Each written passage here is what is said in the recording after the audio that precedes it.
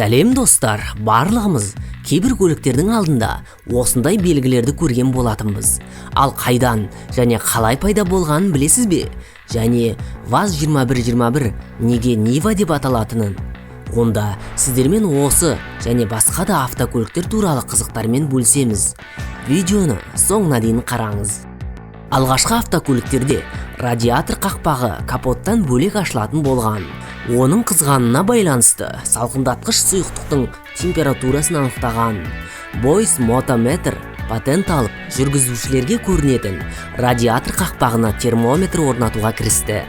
Уақыт өте келе, бұған деген қажеттілік жоғалып, көптеген көлік өндірушілері мұны брендтеудің қосымша элементі ретінде қолданып, әртүрлі пішіндегі өздерінің белгілерін орнатып бастады. Кейінірек статистика жинақтап, бұл белгілер жаяу жүргіншілерді соққан кезде зақымдану көлемін арттыратынын дәлелдеді.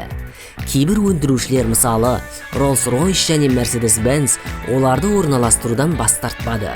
Бірақ оларды соққы кезінде жинақталатын механизмдермен жабдықтады.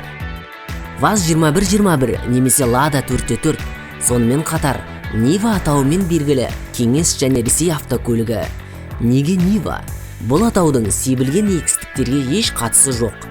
Негізгі конструкторлардың балаларының алғашқы әріптерін қосу нәтижесінде алынған.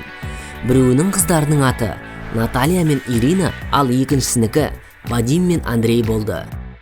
Финляндияға арналған Lada Kalina автокөлігінің экспорттық атауы Lada 119 болып табылады.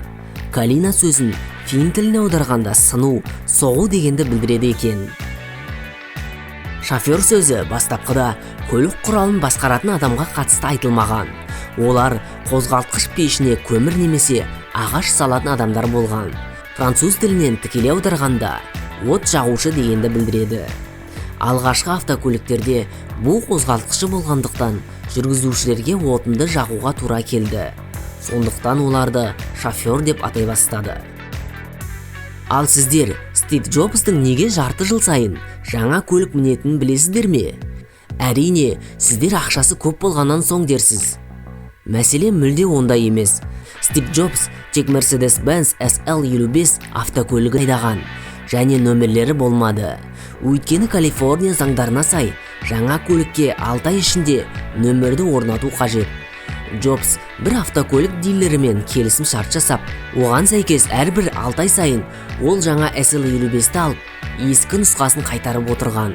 Автокөлік дилерінің бұдан көретін пайдасы Джобс басқарған автокөлік жаңаға қарағанда қымбатқа сатылған.